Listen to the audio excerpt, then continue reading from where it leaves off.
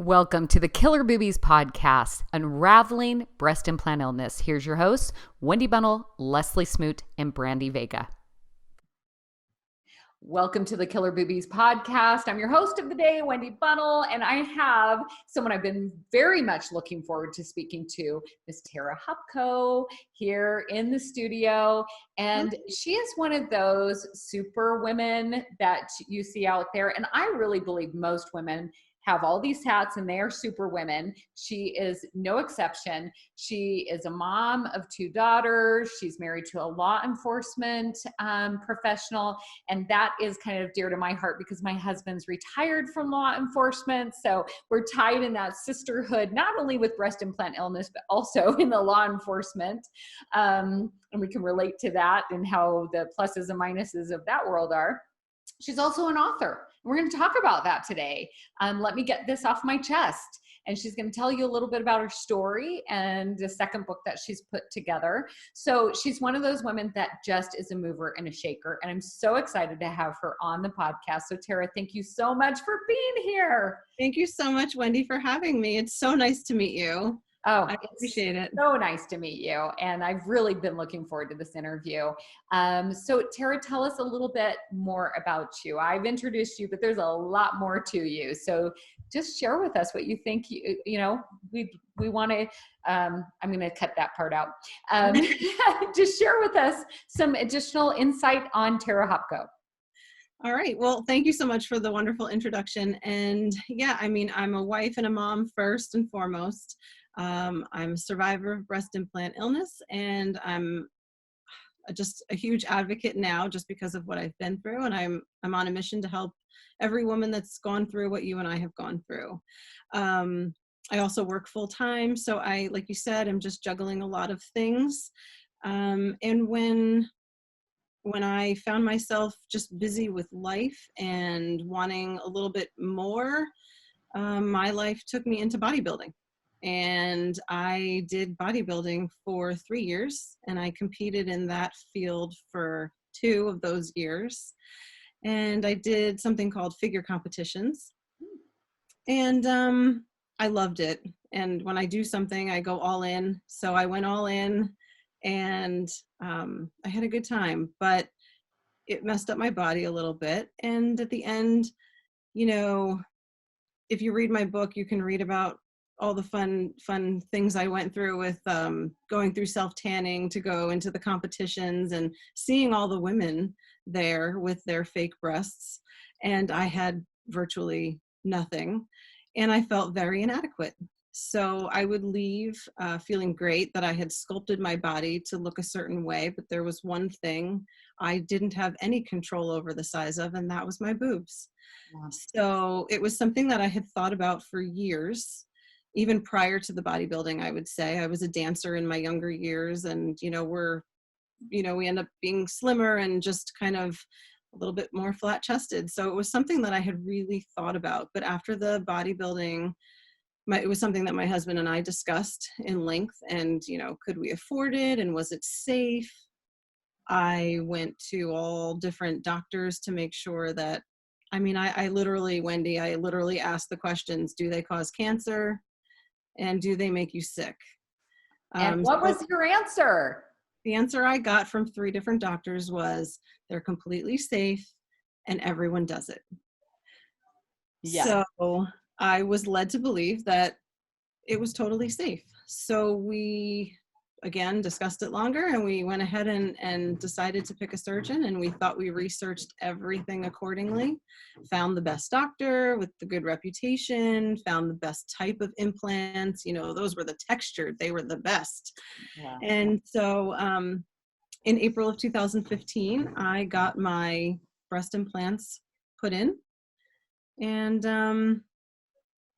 I thought I was going to have them for the rest of my life. I was going to be the best boobs in the nursing home someday. And were you like me, Tara? Did you love them? I loved mine. They were beautiful. They were absolutely beautiful. I only ended up having them for 3 years. And aside from being beautiful, because they were perfect, I loved that I filled out a dress, and I loved that I filled out a shirt, and I felt more like a woman. So I liked that aspect of it. But for me, looking back, I never truly enjoyed them or loved them because I did start feeling sick right away. So right away, it wasn't like years later or 1 year later, it was right away. It was right away. I have pictures of me on the third day after my augmentation surgery. I don't know about you, Wendy. How did you feel after your augmentation? Were you kind of up and about within a couple of days, or how did you do? I was definitely sore for a few days, but what I find, Tara, is that especially women that were in the fitness industry, you are so in tune with your body. You know what it feels. You know what it feels to feel good, healthy, and energized and vibrant. And you know when things are off. Well, I wasn't that way. I was the typical American diet, the typical American lifestyle. I was already in a place of feeling tired most of the time, and I just figured that was the way it was. You know, you just drink Diet Coke all day long because you know, I was just active and I was a go-getter and I was a do-it kind of girl, and just figured, well, I just am going all the time. Well, that's the way it is. So quite honestly, looking back, I thought I had health. I didn't really have 100% health even going into it. Now that I am reclaiming health, and now I'm so in tune with my body to the point where I'm like, seriously, I wish I just didn't even sometimes I wish I was in the dark, because I know what it's like to be healthy and I know what it feels like to not be. And I'm still going through the detox waves, you know, 7 months later, and not as many. But I guess what I'm trying to say is right afterwards, yeah, I was sore, but I attributed it to my surgery. I don't recall feeling really like noticing anything until I got a really severe rash 6 months later. Again, I attributed it to stress. That's it. Yes. Yeah. And that's the tricky thing about breast implant illness, is that so many of the symptoms correlate with the typical aging, or maybe a little bit of an autoimmune issue, you know, or a poor diet or something like that. So we all tend to justify it in our heads. So the reason I ask is because I have a picture that my husband took of me 3 to 4 days after my augmentation surgery. I was totally incoherent. I don't even think I knew my own name. I struggled even just coming out of the anesthesia. So I believe that I was having a reaction to the implants just about immediately. One of my worst symptoms was my acne, and that started to show up a couple of days after my surgery. I had horrible nightmares, waking me up out of my sleep crying. I felt as though someone was sitting on my chest. I couldn't breathe. So the lack of ability to get a full deep breath was there almost immediately. And one of the things that I noticed was that I was urinating all the time. So I was in the bathroom all the time. I went to the doctor. I thought maybe I was diabetic, that I had messed up my system from doing the bodybuilding and, you know, decreasing my calories. So everything came back fine. It was, all the tests were normal. So, you know, for that first year, it was okay. I landed in the hospital once in the first year. They didn't find anything. I thought I was having appendicitis. They found nothing, but I was in such severe pain. So it was, the first year was a lot of that kind of thing. And I just kept thinking, all right, well, it's the anesthesia. It's the bodybuilding. I'm just going to give myself more time. I'm going to feel good. I would go to my doctor, who put them in quite frequently, because I had lymph nodes that started to swell immediately as well. And I know that I always, you know, I'm not great with all of the science stuff, but I knew that swollen lymph nodes correlated with some sort of a fighting an infection in your body. So I asked the surgeon about that, and he said, well, you know, it could just be your body having a reaction to the foreign objects that you had placed. And I said, well, no one's ever referred to them as foreign objects before. Right. So that was the first time I heard that. And I just remember crying on the way home. And I said to my husband, I just have a bad feeling. I feel as though my body's trying to tell me something, and that I think I was stupid to think that I could have done this without any adverse effects, because I'm the kind of person that can't even take an Advil without having some weird symptom, I'm not good at taking medications. They just, if the side effect is listed, it's probably something that I'm going to experience. And I just know that about myself. So thinking back, I don't know why I thought that this was going to be a great idea. But so I do remember that. And that was about 6 months after getting the implants placed. And then I just tried to really relax. Okay, maybe I'm just anxious and, making myself a little nervous. So I tried to relax and enjoy them a little bit more. But little by little, I was just getting more and more symptoms. So it was a lot of GI issues, the anxiety, the panic attacks. Like you said, my husband's a law enforcement officer, and he was working midnights, and I would be woken up out of a deep sleep in a full-on sweat and panic, and I would debate on whether I called 911 or my husband. I thought I was having a heart attack or something. So that was kind of the beginning of the whole depression and anxiety, because I was so anxious, Wendy. I got to the point where I didn't want to go anywhere without my husband. Yeah. I didn't feel comfortable or safe because my brain was foggy. I couldn't hold a thought. I couldn't form sentences or have a conversation with someone. I relied on my daughters a lot of times to tell me if I knew someone or not. I would say, do I know that person? Like, they would look familiar to me, but I couldn't remember their name, and I didn't know where I knew them from. My older daughter was actually trained to the point where she would whisper to me and say, that's so-and-so, and we know her from school. And she knew ahead of time that she had to tell me who these people were. Yeah. So that's how. This was different than pre-breast implants, right? Oh, absolutely. I had none of this. Wendy, pre-implants, I was working full-time, training in the gym 3 hours a week. I had become a personal trainer. I had gotten my certification. I was kick ass. And I was a shell of my former self with my implants. I didn't even recognize myself. I've always been outgoing and outspoken, and I had become a timid, introverted, scared woman who I wasn't living. I was just merely existing. And this just breaks my heart. It breaks my heart because here you are, a powerhouse of a woman. You get breast implants, and it takes away everything, not just your physical existence, but you're not showing up in this world the way you were meant to show up, right? yes. And that breaks my heart, because I believe women are a force that can help move and shape and change this world.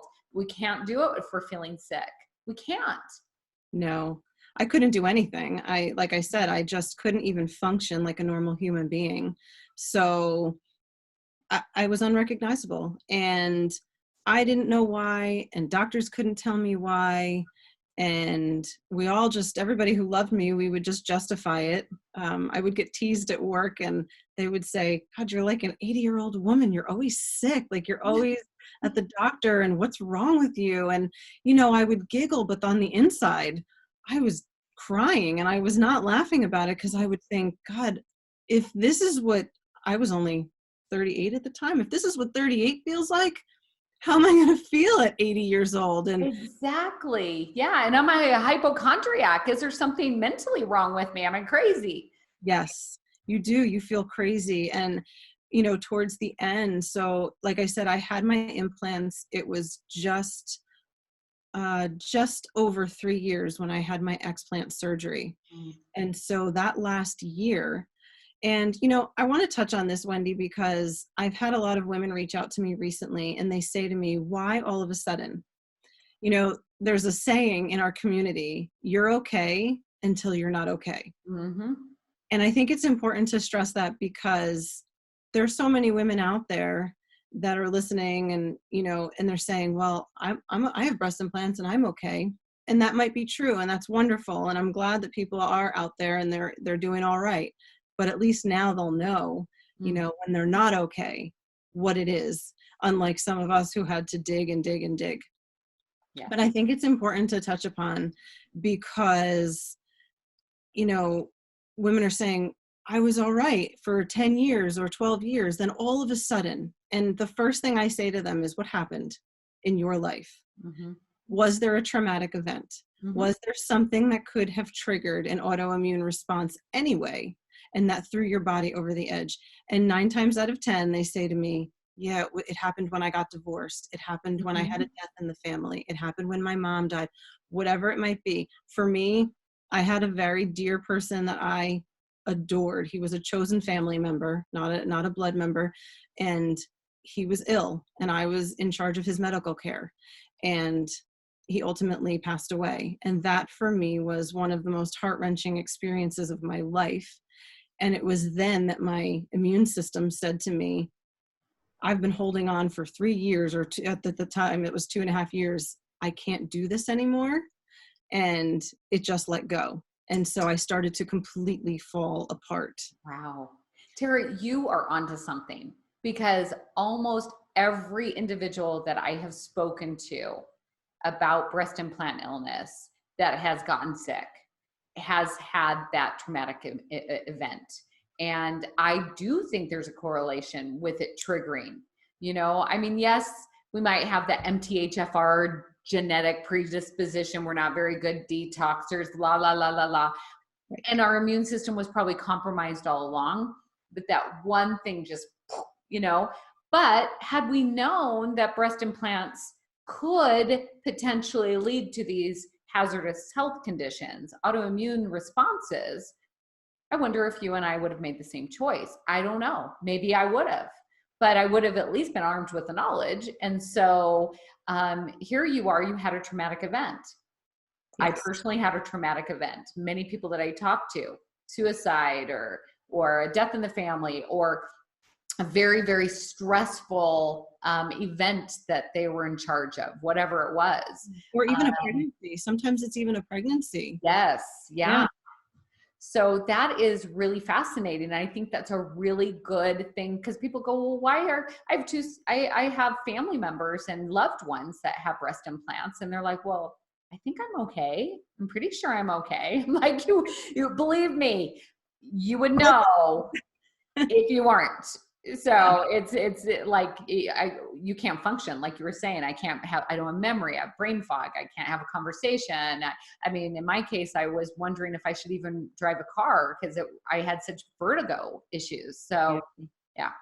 Yep, absolutely. Yeah. So, I mean, I had a laundry list of symptoms, and I certainly won't bore you with them, because I'm sure your listeners have heard, you know, the whole thing, but I had tons of them.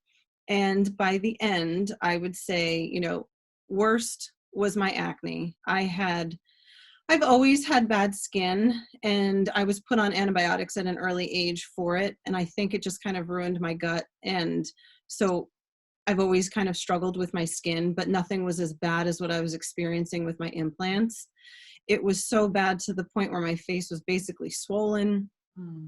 And I would come home at night and I would put ice packs on my face because it would burn and it would itch. And I just wanted to crawl out of my own skin. And I would just sit and cry. And I cried all the time. I was, you know, if I wasn't crying, I was sleeping, because I was so fatigued. It was unreal. And so by the end, I said to my husband, I want you to know that I'm dying of something. And I don't know what it is, because I've been to so many doctors and everyone tells me that I'm fine, or that I need to just do yoga or take antidepressants. And, but I'm telling you that I'm being poisoned, and I don't know what it is. And then I went on to tell him my wishes for when I died. And it was at that point that I thought, like, I can't give up like that. That's just not who I am. And so I decided to take my health into my own hands. I had ended up, that was Christmas of 2017, and I had ended up in the hospital on Christmas Day. I couldn't walk. And they had done an MRI, and they said, you know, you have torn tendons in your hip. It looks like, did you have an accident? Did you fall? And I said, no, absolutely not.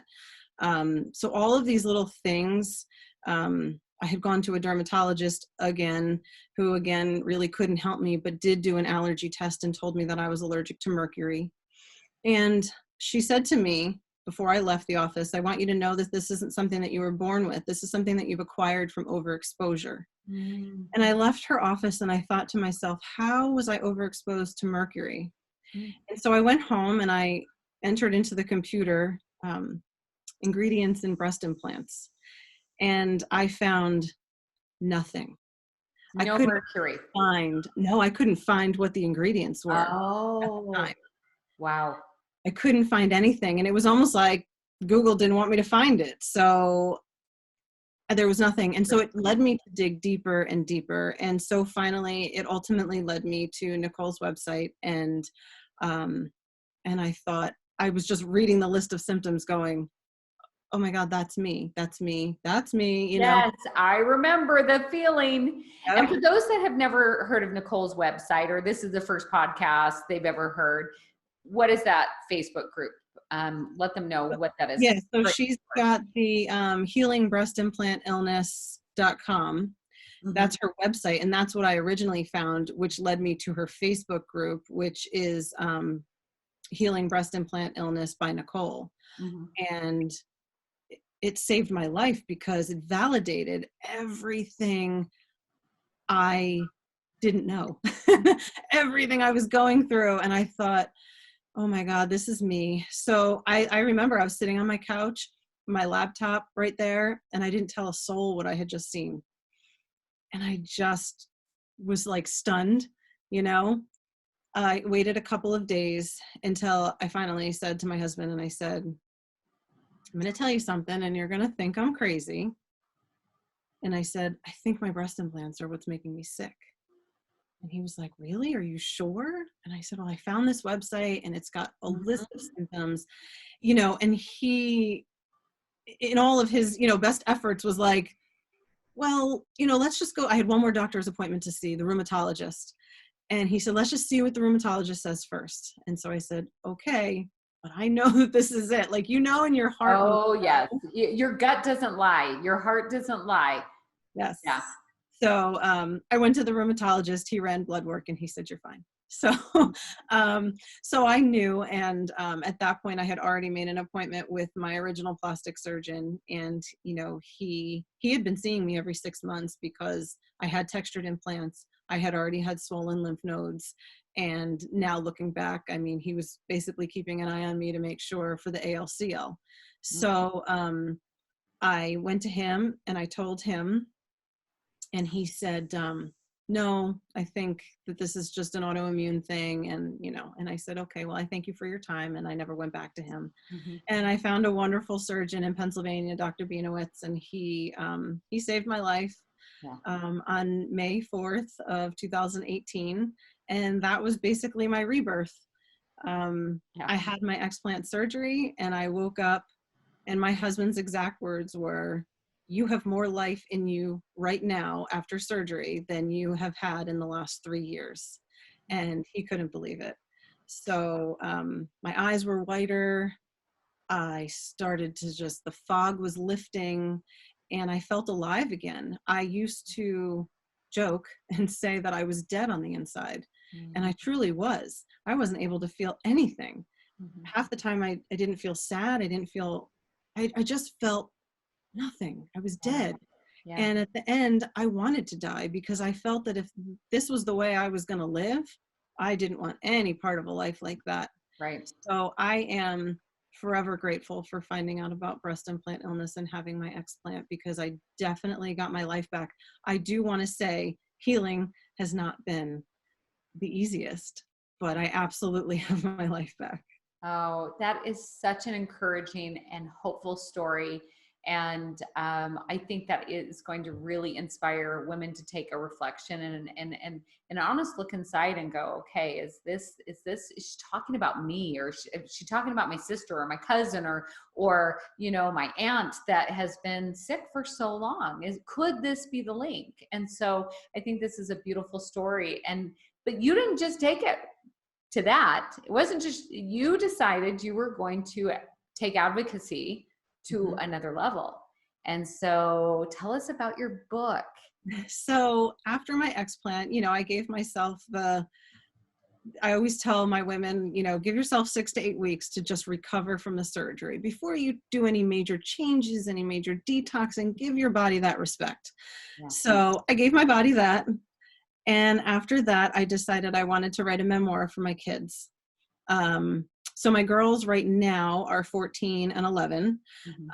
So this was 2 years ago. And I just thought, they have lived this with me through the good and the bad and the ugly. And I want them to know all that I had really gone through behind the scenes that I wasn't letting them know. Yeah. And so I just sat down and I wrote my story. And I had my mom read it, and my husband didn't want to read it right away because he said, I want to wait until it's done. So, but I had my mom read it, and she said, Tara, I think maybe other people will want to read this. Yeah. So I thought, all right, well, maybe I could make it a book. And so I did. And, my book it's just my story. And, it's just me, the Jersey girl who just wanted to look like a woman with some boobies. And how they made me sick, and how I figured out what was wrong with me all by myself, and I saved my own life, and then how I've grown to come to this place of self-love that I truly am grateful for my story, because I wouldn't have come to this place if I hadn't been through what I've been through. And so that's what the book is about. I learned how to do self-publishing on YouTube. You can learn anything you want on YouTube. Thank goodness for the resources we have online now. You can do anything. Exactly. So I was able to self-publish the entire thing, and I put the book out, I think it was December of 2018. So my explant was in May, and the book came out in December, and I worked really, really hard on that. Wow. And then that was right before, so that the book launched in January, and in December. And then in March, I went to Washington, D.C. to testify before the FDA. And I got to meet all of the women who I knew from the support group. And it was exciting. The best time of my life. It was the most emotional thing, because, you form these bonds. We form these bonds in this community that no one can break. Yeah. And so that was an amazing experience for me. And when I came home, I just hit the ground running with advocacy. And my little niche within the community, I would say, is, helping women know that they're not alone, and I think just kind of building them up with hope and empowering them to know that you can do this. You're going to survive the surgery. We're going to get through this together. Whether it's I talk to them on the phone, or we do messaging or texting.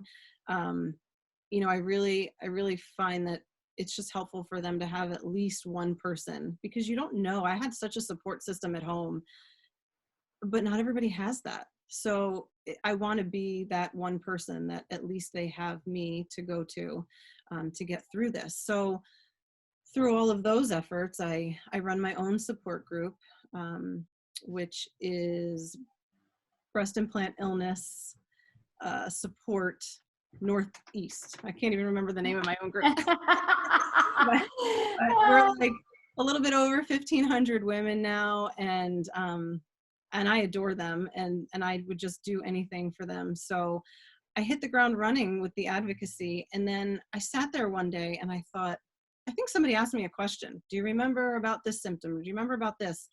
And I thought, man, I wish I had that all written down. So I'll show you my book. So here's my story. Okay. And then I came up with this one afterwards, which is Journal Your Journey. And the reason I did this was just because I wished that I had documented this whole thing. I mean, I guess I kind of did with the book, but not like all of the symptoms and when they went away. And, the journal goes 2 years post-op. So women can document their symptoms that they see leaving up to 2 years in the journal. I better start this now because I was thinking, darn it, I wish I would have known about this, 7 months ago, but it sounds like I can still take advantage of it. You can, yeah. And while it's still fresh in your mind, I mean, like, this is what it looks like on the inside. So, basically it's, how did you discover breast implant illness? What did that feel like? How did your family react when you told them?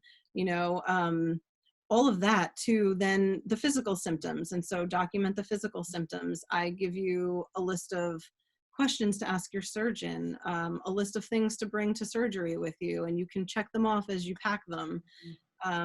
What else is in there? And then afterwards, how did you feel when you first woke up?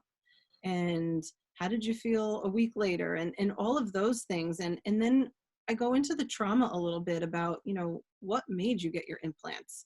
And now that they're gone, what are you facing, right? Because whether or not you got your implants for reconstruction from cancer or for enhancement, there was a reason that led you to believe that you needed them for some reason. And so when you have to have them taken out, you are faced with the task of looking that dead in the eyes and saying, okay, like, let's do this.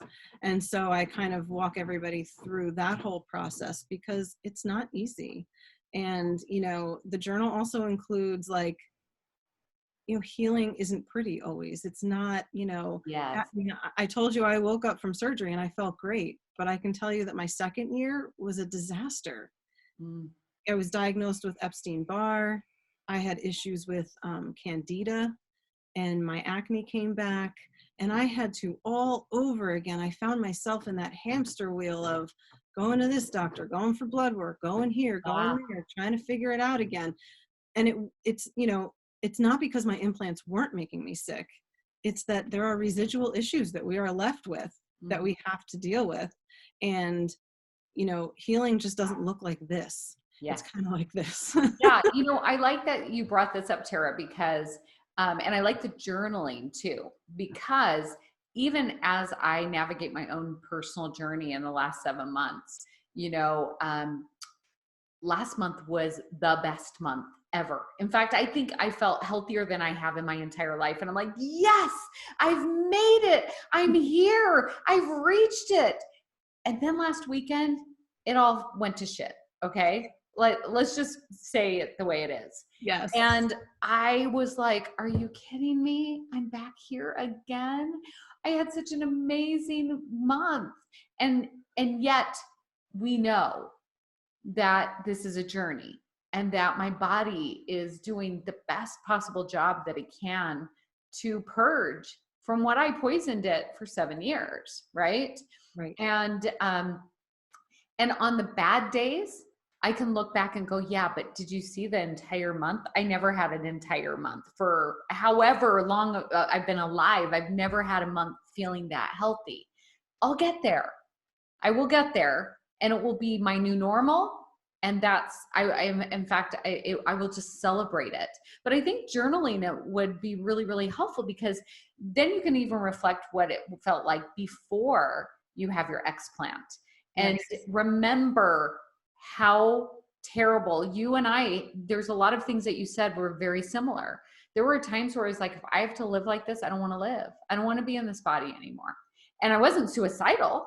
It wasn't that. It was just like, I can't do this for 50 more years. Right. I don't, my quality of life is so awful. I don't want to be here. And I was also planning my funeral. So all of those things you could be journaling, so that when you get into these waves of detox, you can remember what you felt like before, why you did it, and then also remember the good times, because there are good times, right? And I'm actually good today, but I had a few bad days, in just the last few days. Yeah, and that does happen. And I think, here's the thing, because social media is where our community goes to find one another and to get that support and learn and grow. Just the way humans are designed, I think we tend to only post and comment when we're feeling good. And Yeah. so we only give our best. And rare is the occasion when women are willing to, post a picture of themselves looking drab and awful and say, oh my God, my healing is not going well. Because they don't want anybody to meet them with, well, I told you it wasn't your implants, or see, Yes. maybe it wasn't. Yes. They don't want to be met with that, because that's not the case. So, I think that that's where the problem sometimes lies, is because we need to allow ourselves to be a bit more vulnerable and say, no, I'm having a really awful day. I'm having a really awful month. For me, I'm telling you, it was just about a year, and it was ugly. And I felt like death again. And I was falling asleep in the car, and I was not while I was driving. And I was, falling asleep again before my kids. And I had to figure out what was wrong. So again, we had to go through the motions. But, women don't often talk enough about the bad part of the healing, or the rougher part of the healing. And so I've made it a point to try to do that as well, especially in my own support group, because it's important for women to know that no healing looks the same, and you're not doing anything wrong. And it doesn't mean you didn't have a proper explant. It just means that we are unfortunately experiencing damage that's been done, and whether or not it's going to be permanent for some of us, because I do believe that some women will have permanent scars and permanent things that they have to deal with, because maybe they had their implants for so long. We've got women in our community who've had their implants 25, 30 years. And so, you have to recognize that it took you how long to get sick? It's going to take you time to get really well. And I think it's disrespectful of us to put that kind of pressure on our bodies to not allow them that time. I always tell my ladies, you've got to show yourself some grace, because every cell in your body is listening to your thoughts. And so if you're telling yourself, I'm doing this wrong, I'm not right, I'm not good enough, again, we're falling into that pattern of what got us here in the first place. So you have to talk kindly to your body. And, I say all of these things in my book because it's so important for you to treat yourself kindly. And, we all talk about how we woke up feeling great. And, so then women who don't wake up feeling great think, oh, shit, something's wrong with me. I didn't feel great. I didn't. I'm one of those women that I was like, well, I can see my eyes look a little bit better. Right. Oh, I did. I have to say, I was diagnosed with fibromyalgia. And I woke up without any back pain, so I did. I had some little things. Well, that's a big thing, but I didn't feel 100%. I had 40 symptoms, right? So 2 of them looked a little bit better, but the 38 were still there. So yeah, I think that's great to know. And, it's interesting because you talk about this emotional thing too. And physical healing includes emotional healing. It includes mental healing, spiritual healing, all of those things. And we are holistic beings. We can't just heal physically without addressing some of the other things. If you haven't healed from trauma from many years ago, it could potentially be an opportunity for you to look the monster in the eye and maybe make amends and heal from that. Right. I do know one of the greatest tools I've ever used in all of my, any time that I'm speaking with someone, whether I'm coaching or I'm speaking or whatever, one of the things that has helped me the very most is not just gratitude for what's happening well in my life, but gratitude for what is happening in all aspects of my life. So I literally do a gratitude 2.0 pose like this and say, thank you so much for the pain in my neck today. I know it's for my highest and best. I know it's for my learning and my body's speaking to me. Help me hear what it's trying to say to me. And I honor it. And I know that it's for my best. Thank you for this pain in my neck. And at first I might say it and go, I'm not really thankful for the pain in my neck, but the more I say it, the more I go, no, really, this could be a clue for something I can heal. This could be the next step. Maybe it will help me open my mind up to the next level of what I need to do to heal, right? And it is. If I'm open like that, it always is. And so it's a beautiful opportunity to know that everything in our lives is an experience, and we can grow and we can learn and become a better person and better individual if we're open to it, right? Yes. And it doesn't have to be like, sometimes we feel victims, right? Right. And so I feel like this is such a beautiful opportunity with breast implant illness to heal in every aspect of your life, not just physically. I agree 100%. And you touched on so many good points. You know, gosh, I'm losing my train of thought because you just No, you're okay. You're okay. but yeah, I mean, I just think that, well, first and foremost, I would like to say that, you know, when I was telling my story and you said that it just makes you sad to hear it because, you know, I just wasn't living to my fullest potential. I just am so grateful for my breast implant illness because it taught me what my full potential was. Yes. And I just wouldn't have reached that if I didn't go through this whole process. And so it's been such a beautiful experience. And for me, it's been a journey of faith and a journey of love. Like I think I might say it in my book, I literally am having a love affair with myself because I'm like, I love me. Like, Yes. I love all my scars and I love all my imperfections. And, you know, of course I have my days where I'm like, ugh, God, I don't look so good today, or, you know, this or that. But all in all, I never would have reached this amount of self-love if it weren't for going through everything I've been through. So truly, such a sense of gratitude for everything that I've been through. The connections that I've made with women, I've never had bonds like this quite before. These are bonds that unless you're in this community, you just don't fully understand it.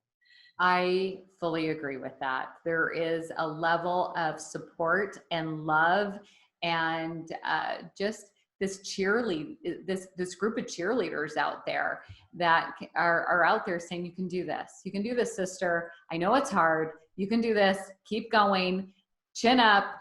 There's a better day tomorrow. There's a better moment later on today. And you can even embrace this hard, yucky moment if you want to. Yep. Yeah, absolutely. Yeah. So, so all of it, I just think that women, you know, like you said, don't be a victim. Don't hold on to the anger. You know, maybe you've got anger for the surgeon that misled you, or the doctor that misdiagnosed you, or, you know, your ex-husband, because he's the reason you got your implants, you know, or the cancer that you had. We have to let go of that anger because the only person it's poisoning is you. Amen. And same with the trauma. If there's trauma in your life that has happened in the past or even recent, you've got to let go, because again, that is continuing to poison you and hinder your healing. Because I guarantee you, the person who did you wrong is not sitting around crying about you. And so you've got to let that go. And so I think I talk about that in the journal too, is what do we need to let go of? We've got to let that go and truly heal from the inside out. Mm-hmm. Oh, well, Terry, you have been such a beautiful resource of good and information that can really help a woman who is starting on this journey, or even in my own shoes, where they've even explanted, but now they're looking forward to healing on all levels. I think your journal is a wonderful resource. I know your book has touched a lot of individuals in terms of hearing your story, seeing your hope, understanding that you really can look at this as an opportunity for growth, and that you are grateful for this experience. And so is there any final word of advice or golden nugget or something to that woman out there that's listening that just needs a little bit of hope for what she's going through? Do you have any sort of advice or information that you would like to share as we close this up? I always like to just tell women that they are absolutely stronger than they even realize. Yeah. And I just want to empower women that, you know, maybe you're on the fence about explanting, or maybe, you know, even if it's not a breast implant thing, if it's anything, I want to empower all women to know that whatever you've been through and wherever you're walking right now, you're stronger than you're telling yourself. So stop lying to yourself and stop diminishing your power, because you hold the key. You can be and do anything. And so if you're waiting for surgery, if you're waiting on something, anything, you've got this, and it's all is going to be well. I always tell my ladies, all is going to be well, no matter what the outcome. I believe God's got you, and there's always support out there. There's so much support in this community. So you just reach out. Wonderful. Thank you for all that information. And so Tara, if someone wanted to get in touch with you, how could they reach you? Oh, goodness. So I am, first of all, so the books, if you wanted to get my books, you could just type in my name on Amazon, and you can buy both of the books on Amazon. They're just $10 each. I wanted to make it nice and affordable for everybody. Nobody's got any money, especially when you're wanting to explant. And I'm on Facebook, just my name, Tara Hopko. I also have a public page, which is Tara Hopko, Let Me Get This Off My Chest, which is the title of the book. Mm-hmm. And I'm on Instagram, tiny_tower, because I believe that although I'm very small, I am mighty. Yeah, I love that. And I'm on YouTube for Tara Hopko. And I just, on my YouTube, I talk about a lot of different things, different cupping techniques and all kinds of things for explanting. So you can find me on YouTube. And I think that I name everything. I think that's it. That's wonderful. It sounds like you're just to have all sorts of resources for individuals that are going down this road. And so for that, I'm so grateful. I knew that I was looking forward to something that would be very special, and it did not disappoint. So I appreciate your time, your message, your heart, your hope. And with that, I appreciate it. And thank you once again, Tara. Well, thank you so much, Wendy, for having me. Thank you so much. You bet. And for those of you out there listening, we will see you next week with another wonderful episode of Killer Boobies Unraveling Breast Implant Illness. Bye for now. Thank you for listening. Spread the word by subscribing, liking, and sharing the Killer Boobies podcast today. You could be the person who helps someone reverse their pain and suffering and reclaim their health today.